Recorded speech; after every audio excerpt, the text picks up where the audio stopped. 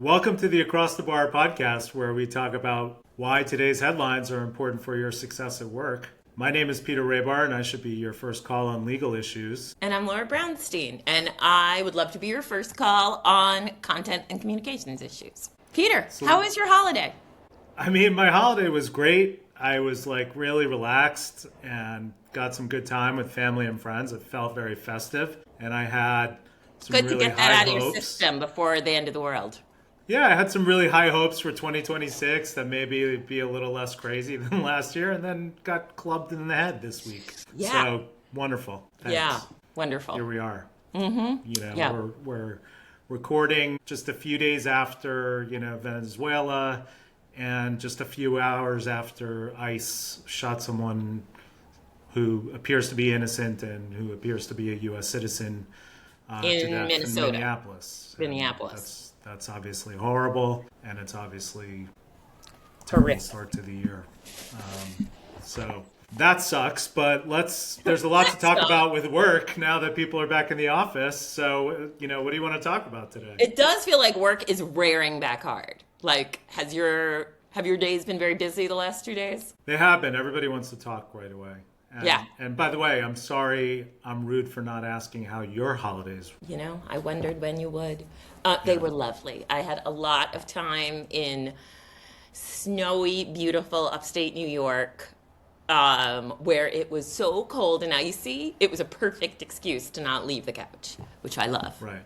So, I guess if we decided to bomb Greenland while you were up there, you could have been stranded up there. Thankfully, that didn't happen. I could have been stranded in upstate New York? Yeah, just like people are stranded in the Caribbean from the Venezuela. I think you would have been stranded, not me. I would have been freedom fighting in upstate New York. Yeah. Wolverines. Do you remember the movie Red Dawn? Have we talked about that yet? One of the greats. Wolverines. I'm glad we're aligned on that. Okay. Yeah. We have so many things to talk about. There's so much going on, and almost none of it is good, but we will tell you how to make it good for you. Okay, a lot of things having to do with return to office. There are still some companies that we're struggling with the line that they're finally fully back now, starting this January. So there's a lot of different workplace culture things we want to talk about related to that. A lot. And what? A lot. And we're going to talk about hiring, how that is ongoingly shifting. And it is in no way, one of the ways is currently in no way surprising. And some of it is a little sad. And then, we'll do heroes and zeros and stuff. So lots of people are going back to the office. As we know, people don't want to. And there are different ways companies are trying to get people to do it. One way is to have hybrid creep. This was a great term, which is it starts at 2 days back, then 3 days, then 4 days. It's slowly boiling the frog. And one of the ways is to try to make it extra comfortable and home-like by telling people to take their shoes off at work. We read in one article. What? Yeah. What? Keep your shoes on in the office, people. Yeah. Well, this is something I heard a lot about in the holiday party circuit, which is, people are definitely coming back to the office more than ever. And yet there's still frustrations about the people who aren't there. And of course, employers, no matter how many days people are there, they want more. Yeah. And so they're looking for more ways to, bring people into the office beyond just saying you have to be here. So, one of the trends, and I actually heard some stories about this, so it was pretty funny to see it in an article, but, one of the trends was to tie promotions to how much time you spend in the office and how present you are. And, I wasn't surprised by that at all. And I don't think there's nothing unfair about that. Unless you're out of the office for a medical issue or something, but sure, you're going to promote people who are committed, who are leaders, Showing the most who are commitment. visible. Now, I do hate, though, when offices, it's one thing, I guess, if it's, this guy's coming in 5 days a week and you're coming in 2 days a week, so they're showing a lot more commitment. But I do think it will be a real shame if we go back to, which it seems we have in a lot of places, the like being there just to show people you're working long hours kind of thing. Oh, you think that FaceTime just like went away? Like that's I not a thought thing it anymore? It's did totally a a thing. little bit in person. Yeah. No? I think it's pretty much gone by now in most companies. I mean, unless you're a remote only company. But if you want to advance in a company and you want to be promoted, I would think, and you came to me, I would say, yeah, you should be in the office as much as possible. Just like I say to people who are starting in jobs, you should be in the office as much as possible. People need to know who you are, and one way When you say establish starting in trust- jobs, like starting in a new job or starting their careers? Both. Yeah. Both. Starting a new career, you want to be enthusiastic and show commitment and form bonds with people and learn from people. So you want to be there as much as possible. And as we discussed in prior episodes, the young workers are not actually the ones who are resisting the return to the office. It's more sort of the middle level of worker, people who are starting families, have young they families, do want to etc. get right out at 6:00 in my experience, or 5:00. Like they're not necessarily staying late unless they're like part of some 996 culture. Like the Gen Zs tend to have real boundaries in mind. Or is Gen that Zs definitely have boundaries. And by the way, I'm a big advocate of having boundaries. But I'm also, very...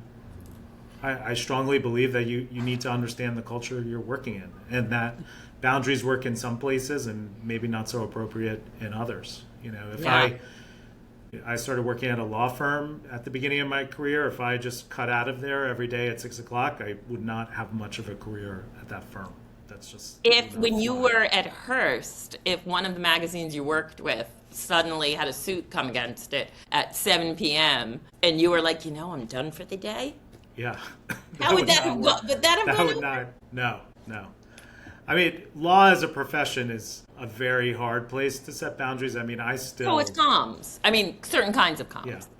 Law and comms, not great with Crisis comms, it doesn't matter when it is. Yeah. I was blissfully sitting by the pool in Mexico last week and all of a sudden got 12 text messages in a row from a client. You can't stop those from coming in, and you have to, respond to them. So, in some jobs it works, in some it doesn't. But look, if you're a manager and you want to tie being in the office to certain things like promotions or salary increases, my advice to you is to just communicate it, to be very upfront about it. Yeah, I think transparency from the comms point of view is key. You don't want some people to be like, oh, I heard this, but I didn't know about this. Like, you want everyone to be on an even playing field in terms of information. And I even had a call with a client the other day where, they were on the way out, and one of the reasons was they felt because they didn't come into the office 5 days a week. And I said, well, if that's how they feel, and you knew that, then you probably should have done something about it, because it's totally Do you think legal. that was why?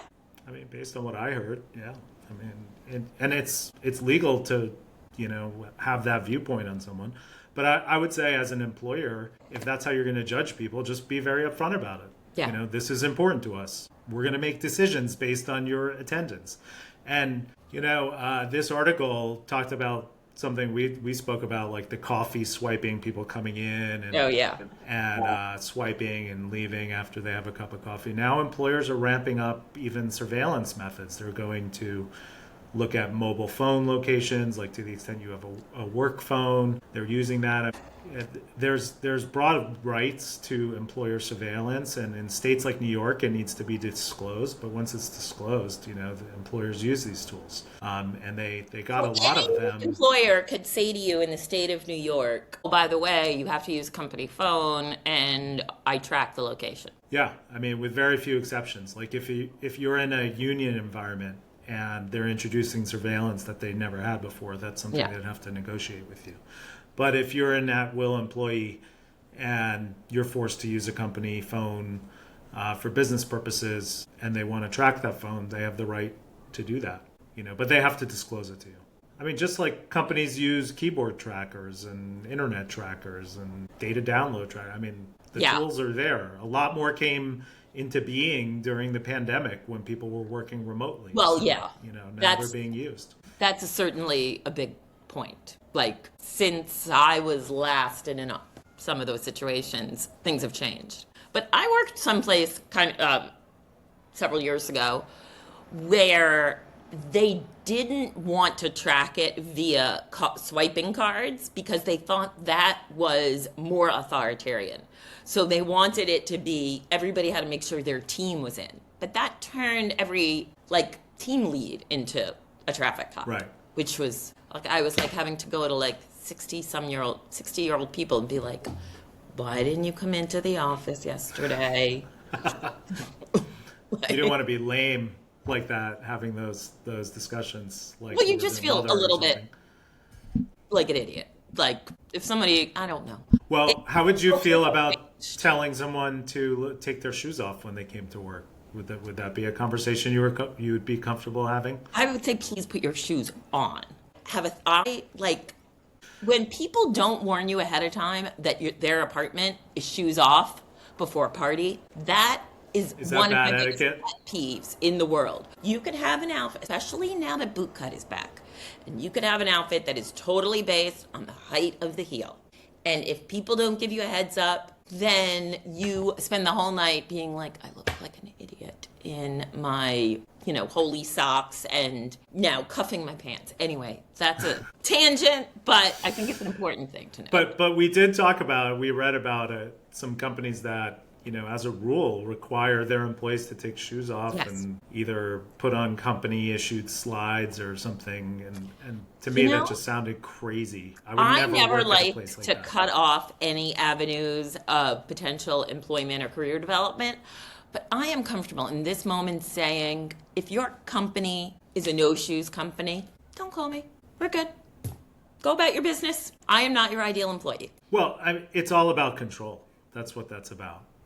We want to control every aspect of Is it, or is it some health kind of thing? We don't want outside germs. We don't want germs? Yeah, sure. Okay. Want to keep the floors I think nice. It's about control.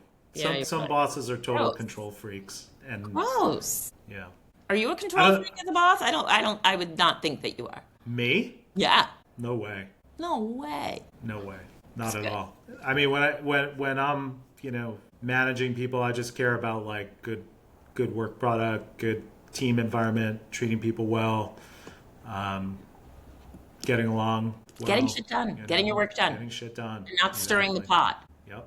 I don't need FaceTime. I don't need people to be there at certain periods. You want to do the job wherever, as long as it gets done. I don't care. Get it done and be a solver, not a stirrer, is my biggest thing. Don't stir the pot. If you see a problem, solve it.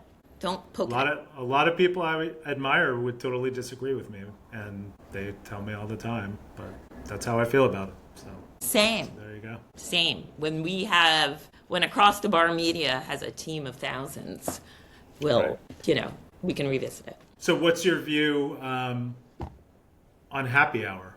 Because that's another. So I've made some of my closest friends of my life through after work drinks. People I have been close to now for 25 years that I met at after work drinks. It is a shame that it doesn't seem to be happening as much. But this article we read that said there's less happy hours in the US. The death of happy hour. But only in the US. It said every other country, in the UK, in plenty of other places, Hong Kong, people are let's go. So it's just boring, bad, health-insured Americans that are I'm going to go home. Or go for a run. They said that is on the rise. Run club. Dude, what's your view on run clubs? They're fine for other people? Yeah. Well, I live in a neighborhood where there's a lot of run clubs. And I'll be turning the corner with my dog and 80 people, from the Nike store, the On store, are about to trample us. But great, go have fun at your run club. I think most of them end up going drinking after they run. So I hope so, for their sake, because that at least is something fun. Yeah. But not if it's a before work one, not if it's a 7 a.m. They're just running. Yeah. I mean, my view on this topic, as an employer, you should, especially now that you have people back in the office and you're looking for ways for them to be more collegial and bond and whatever. I mean, it doesn't necessarily have to be alcohol focused. In fact, I recommend it not be alcohol focused, but it doesn't mean that you can't have alcohol. Like if you have a happy hour and set a 1 hour time limit on it, Yeah.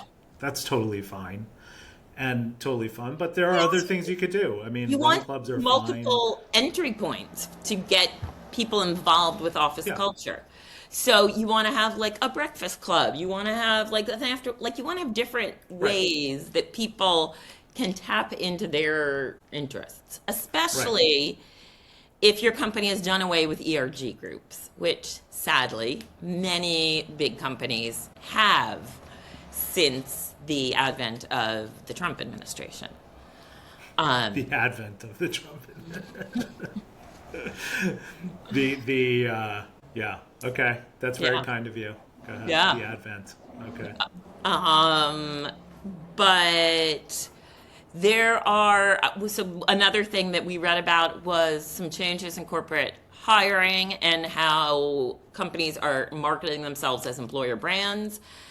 And according to an article in the Wall Street Journal, disappointingly but not surprisingly, more than 50% of companies have taken DEI out of their company's descriptor boilerplate, how they identify their public-facing language. How sad is that, people? Well, it's something I've been seeing in my practice for sure, and we've talked about in the past couple of weeks. I mean, there was a pretty heavy-handed assault on DEI when this administration came in.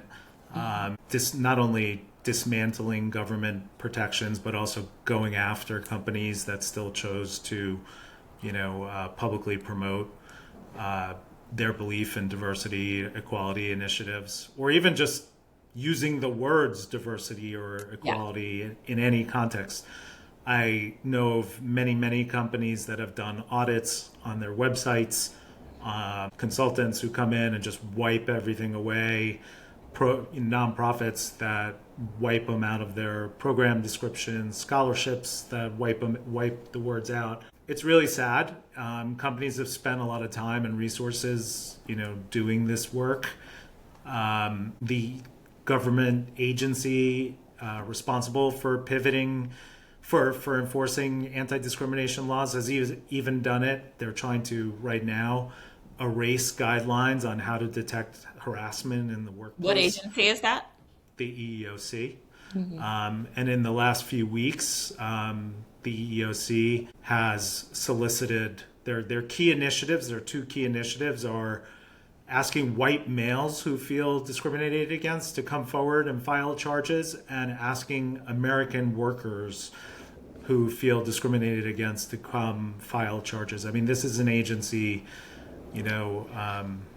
that's really never gone out and solicited charges in that way, and forget about just white males and anti-American discrimination. I mean, these are not real problems in our country. And what I've seen with employers is they're acting with a level of, recklessness because there's no checks and balances on their behavior anymore. The federal government has stopped asking for pay equity information. They've stopped asking. Well, they've stopped encouraging pay equity, let's just say, in general. Well, but forget about encouraging it. By requiring that data, you are holding employers accountable. Now they don't have to give you that data, so now they could do whatever they want.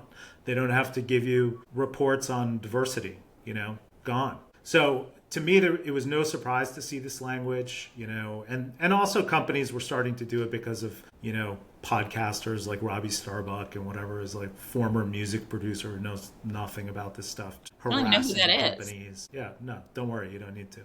So it's pathetic. A lot of companies did it because they wanted to just stay out of the spotlight. But I bet you the number's even way higher than if we go beyond Fortune 100. I think you're right. Fortune 200. If we look at it in a month, I think it'll be even higher. It'd be interesting to look at small businesses too, honestly. Yeah, I mean, And private businesses. I mean, privately held businesses. I mean, I joke with people like, more than ever. Like one thing when we're looking at like suing a company potentially or threatening a suit, I go look at their leadership team on their website and see like how diverse are they? And more than ever, it's just like a bunch of white guys, Yeah. So there's that, and then we also talked about recruiting practices, and this is something that's also changed. Shocker. It never really changed. It just changed in the lip service. So I tend to agree with you on that. But to the extent that companies were looking and at least paying token visits to other schools that are and the outside. trend that we saw in an article, I think also Wall Street Journal, is that elite colleges are where companies want to recruit from again. Yeah, shocker. I mean, there was also stories a few months ago about how McKinsey was going to like freshmen at Yale and other schools, and literally, at the same time, we were told that entry-level students and consulting, jobs were going away. At the same time. Companies were like fighting with each other to hire these workers. And you also hear that very crazy seeming small man who runs Palantir saying people just shouldn't go to college. Yeah. He's a trip, isn't he? He's a trip. And jumps around on stage a lot, which I've seen a lot recently. Yeah, well, his interview if I with... get taken out by a drone strike in the next minute just for saying that out loud, we will know what Palantir actually does. His interview with Andrew Ross Sorkin a few weeks ago, where he was like, it was definitely worse than the Tom Cruise Oprah interview. It was the only thing that was similar. It were like these little short men jumping up and down. And a very confused interviewer just sort of like, yeah. Of course, everyone loves Tom Cruise now, so. Short memories. Oh, Maverick was really good. Yeah, of course. I mean everybody loves Top Gun. Everyone loves Top Gun Maverick. Everyone loves Jennifer Connelly. By the way, I mean, one of the funniest things going on in New York right now, this has nothing to do with what we just talked about, are and you might have seen them, the ads for the Melania movie on the subways and in subway stations. It's like the funniest thing you've ever seen. Wow. So, do they think this is the market for that? I mean, Williamsburg, Brooklyn is the market for the Melania Do they feel ads. Like, you know what? I could see Chelsea going for her in a big way. She's got like real drag queen energy. I bet like bars in Chelsea love her. I mean, we were discussing last night whether it would be a good hate watch, you think? Yeah, it could be. Well, let somebody else watch it first, but yeah. That's a good idea. Wow. All right. Did we talk about all of the main topics? Yeah, I think so. All right. I had a really hard time with this week's Heroes and Zeros. Did you have a hard time with a zero? It's such a I did. How do you time for zeros right now? How do you narrow it down? I think I am ending on. It's really hard. I think RFK doing so much in the course of a week to make American children less healthy and less protected against disease. And now, maybe with more clogged arteries, given the new food pyramid that came out today or yesterday, whenever that was. It was hard. Is it that or the world ending because Donald Trump's a hard-on for Greenland? I don't know. They were both upsetting. What's yours? So you're saying you don't like the "Make Meningitis Great Again" campaign? You don't. No, like that? No. It's as much as the eat more meat seems like a great ad for 1949. I think it's insane. Or all of the articles were like, and Head of Health and Human Services Secretary Kennedy recommends, but there is no previously found medical research supporting any of these recommendations. By the way, at the press conference today, his phone rang, and it was like one of those duck ringers. Like, that's the ultimate loser ring, by the way. Do you think that's his ring for Olivia Nuzzi?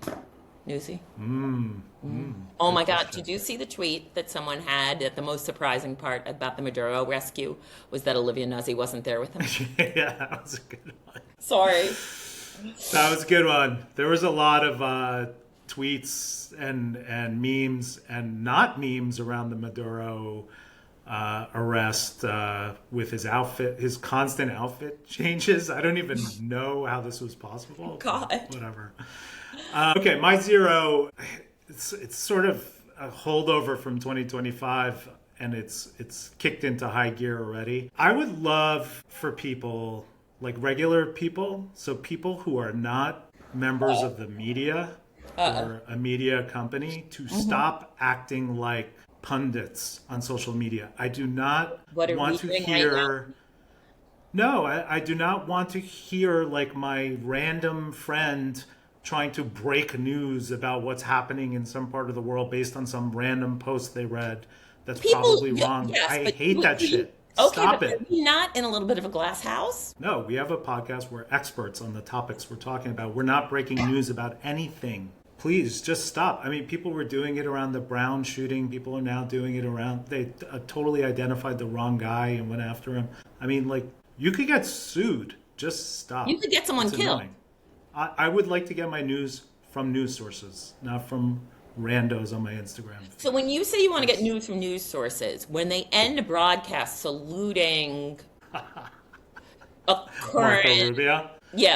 Secretary of State, does that feel like a news? Change the channel. Change the channel if you don't like. I mean, that's the other thing. Like, just change the channel. Watch a different channel. Who cares? Yeah. I mean, like, He's very suffer handsome. their own, Katie Tur's husband, who's now hosting, who is reading these lines, is very handsome. Right. So I hope for better for him. Good luck. Yeah. Good luck. Good luck to them. Um. Who's your hero? So You thought hard about it. Who is it? I do. I have a sappy one. I've decided it's a combo. Uh-oh. I am very excited for the pit to come back. Yes, And I've been you love reading that show. articles about how much effort they put into showing what it's really like. And my aunt is doing fine, but had to go to the emergency room this week. And I spent the day with her at the hospital yesterday. Oh, no. I'm so sorry. And thank you. She's doing okay. But Okay. there is nothing like good nurses. Like, honestly, good nurses make the entire medical system, I feel like they're holding it on their backs because everything is a mess. Like, this hospital, it's a good hospital, but there were hundreds of people who couldn't get beds, who were just sitting in the hallways because there was so much overflow. And the only thing making it work are the nurses, like smiling, trying to get people helped. So shout out to nurses is my big... I mean, that's a great one. I moment. have no problem with that. Yeah. My hero for this week are the brave people protesting in Iran for freedom. Oh, for yes. freedom from a oppressive, horrible government. This has happened many times. I mean, as you may know, my family comes from Iran. Mm-hmm. My parents came here in the late 60s, early 70s. I was born here. And, you know, I just hope for a good outcome here and hope for peace. There's people being killed on the streets. I don't think there's enough attention being paid to the story. The story, even with Trump saying what he said, that sort of didn't ring true to me. For those who don't know, I think it would be wonderful if we were standing up for peace protesters, but it's sort of Trump saying, you know, we're locked and ready if there is violence. I mean, it's not a responsible thing to say, frankly. And No. the situation in Iran is much different than the situation in Venezuela. And no it's one is very talking complicated, about Iran. Very complicated. So many roots, so many countries, you know, dabbling in Iran and meddling there, and forcing regime change or resisting regime change at different times. I mean, it's incredibly complex, and the people just remain in the middle of it, suffering economically and otherwise. So I just hope for a peaceful solution. But these people are very brave, and they should be saluted, Praying for in my peace. view. Yes. Yes. Good one. All right. Right. So we're back. 2026. Big things. We're going to start doing guests this month. Yeah. As much So as you want guests- to give up airtime. As much as I just said I'm not a control freak, so let's bring someone in. I don't care. Okay. As long as they don't mess up the podcast, okay? Thanks, Sadie Rahbar. Thank you, Sadie. And if you have any, someone on your awesome LinkedIn post suggested we should do more listener questions. So if you have questions, please send it to us. The amazing Susan Schultz, who is. She seems amazing. Yeah. She seems amazing. Rockstar. I agree. Thank you for listening and watching. Please share, please subscribe, and we will see you next week on Across the Bar. Take care. Bye, Pete. Bye.